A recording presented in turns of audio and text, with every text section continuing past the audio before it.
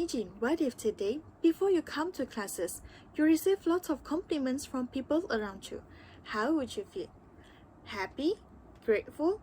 What about if you receive lots of mocking, harsh comment, insulting from people around you almost every time? How would you feel? Sad?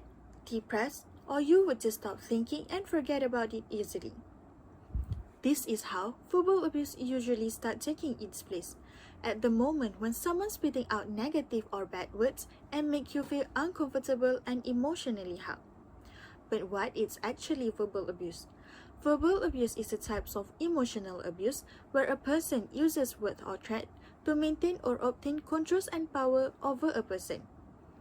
Due to that, the person who is the victim of verbal abuse may doubt his or her own intelligence, self-worth, or value.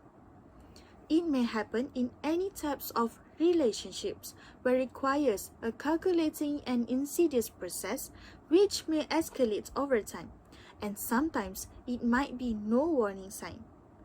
But is it true that verbal abuse can be much more destructive than physical abuse? In my point of view, I strongly believe that verbal abuse can be much more destructive than physical abuse. So here I am today with all of you to share and to spread awareness that verbal abuse can be much more destructive than physical abuse, such as it can cause emotional pain. Pain from verbal abuse may linger on for an entire lifetime, and it may damage self-esteem. And now, we are ready to talk about the first reason why verbal abuse can be much more destructive than physical abuse. The first reason why verbal abuse is as much destructive than physical abuse is it can cause emotional pain to the person. Emotional pain is pain or hurt that derive from unphysical contact sources. Usually, this emotional distress is the effect of the actions attempting to undermine the sense of integrity, identity, and self-worth of another person. A suicidology, Edwin S. Shipman, described emotional pain as how much you hurt as a human being. The symptoms of emotional pain include the feelings of intense distress, panic, negative emotion, shame, worthlessness, and many others. In 2015, National Health and Morbidity Survey stated that 4.2 million Malaysians aged 16 and above experience mental problems, where this marked an increase by 11.2% since 2006. This statistic has shown that the amount of Malaysians that suffer a mental health is increasing day by day, which are very worrying.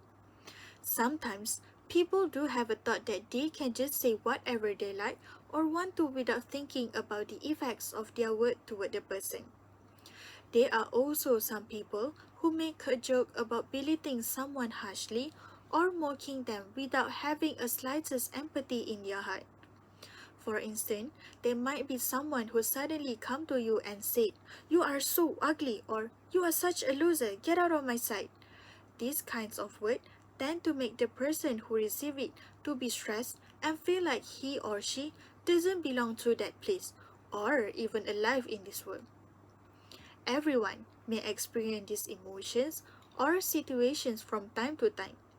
But when those feelings are strong and persistent, it may disrupt with a person's capability to perform regular daily activities.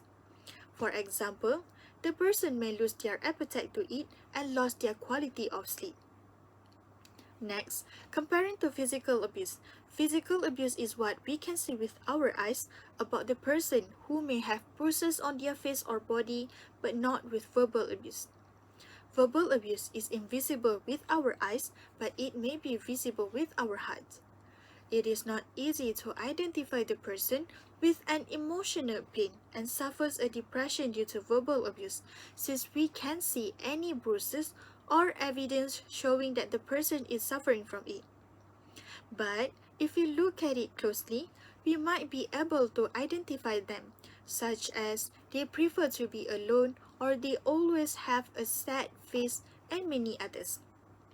It is so painful and heartbreaking to see those people who suffer a serious emotional pain due to the verbal abuse they get. One of the reasons is because they have no place or someone to go to release their sadness, stress, and painful regarding the issues and situation. Because of that, they keep those feelings by themselves as they cried, grieve, and depressed because of the words. They might also think that it is not right to share the problem, since it might get misunderstanding from the people and causes them to run away. Imagine we are in their shoes. Are we able to handle this situation? It is not easy, but we should try our best as human beings to help each other if we do realize that it is occurring in our surrounding. After all, verbal abuse is not something that we should take it lightly, since it can cause a serious emotional pain to the person who receives it, and it is destructive as much as physical abuse did. Now, let us move on to the second reason why verbal abuse is as much more destructive than physical abuse. The second reason why verbal abuse is much destructive than physical abuse is because pain from verbal abuse lingers on for an entire lifetime. While the bruises or scars of physical abuse are noticeable from the outside, it is not the same with emotional wounds. Before a person talks about their emotional pain, no one can see that the wounds that have scarred him or her have been taken care of where it might remain forever. These scars are often deeply engraved in the memories of the person who experienced the trauma. For instance, remembering the time you fractured your leg won't impact or hurt your leg because you will probably be back on the field after you are fully recovered. It is because our capability to invoke emotional pain is just by recalling the distressing incidents is profound and stand in contrast with our inability to re-experience the physical pain. Another example is that when you meet with people who is the abuser, you tend to reminisce all the words said by him or her, even few months or years had passed. This is because the pain and memories of him or her saying that word would still lingering on your mind and you can just forget about it easily. Physical abuse or pain commonly leave some echoes, while verbal abuse and emotional pain leave several associations, triggers, and reminders that may revive our pain every time we encounter it. This is why verbal abuse or emotional pain is so dangerous and should be taken care of carefully. Beside the pains or memories that lingering on your mind, what are the other reasons that shows that verbal abuse is much destructive than physical abuse? The third and last reason why verbal abuse is as much destructive than physical abuse is because verbal abuse may damage the person's self-esteem. The word self-esteem is used in psychology to describe the overall sense of self-worth or personal value of a person. In other words, how far did you like and appreciate yourself? It contains a number of beliefs regarding yourself, for example, the appraisement of your own belief, appearance, behaviors, and emotion. Verbal abuse is hurtful and normally attack the person's natures and abilities. By the time, the individuals may start to believe that there is something off with their skills and abilities. They might also think that they are the problem and not the other people. If you have been in an abusive relationship or have experienced some sorts of verbal abuse either as an adult or a child, you would know that these experiences tend to stay with you. Experiences like this tend to severely damage the self-esteem of a person, such as the victim may lose all sense of self-respect and tend to imagine himself or herself as being less worthy. They are some victims of physical abuse tend to go back to a normal life after the abuse has ended permanently. But for a victims of verbal abuse, it might take longer periods and continuous session with a psychologist in order to back to normal.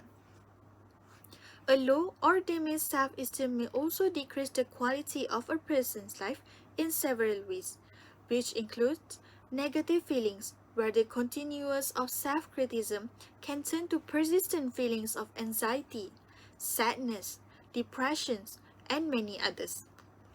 They may also have a low resilience where an individual finds that it is difficult to deal with a challenging life situations as they have already believed that they are hopeless. The trauma caused by verbal or physical abuse usually causes the feelings of guilt and even shame. An individual may feel that he or she did something to deserve the abuse and that they are not worthy of the love, respect, and care from the abuser. People who experience the physical or verbal abuse may have significant amount of depression and anxiety associated with the event, which can disrupt a person's capability to lead a fulfilling life. This situation is such a worrisome issue in our society, or individuals who cope with these problems of low self-esteem due to the verbal abuse that they receive from the abuser. We should be more alert that not only physical abuse may cause harm to the victim, but verbal abuse too. As a conclusion, I strongly believe that verbal abuse can be much more destructive than physical abuse. Let me briefly restate the main reason why I think verbal abuse can be much more destructive than physical abuse, such as it can cause emotional pain. Pain from verbal abuse may linger on for an entire lifetime, and it may diminish self-esteem. After all, I would like to say that verbal abuse is not something that we should ignore or take it lightly. It could bring lots of harm or negative thing to the victim without we do even realize that it is happening. We should be the one who prevent it from occurring in our surrounding, starting from ourselves and to the society. We should also be more concerned if we found someone who appears to have this problem or is confronting with verbal abuse so that we can help them to go through it together before it is too late. Thank you.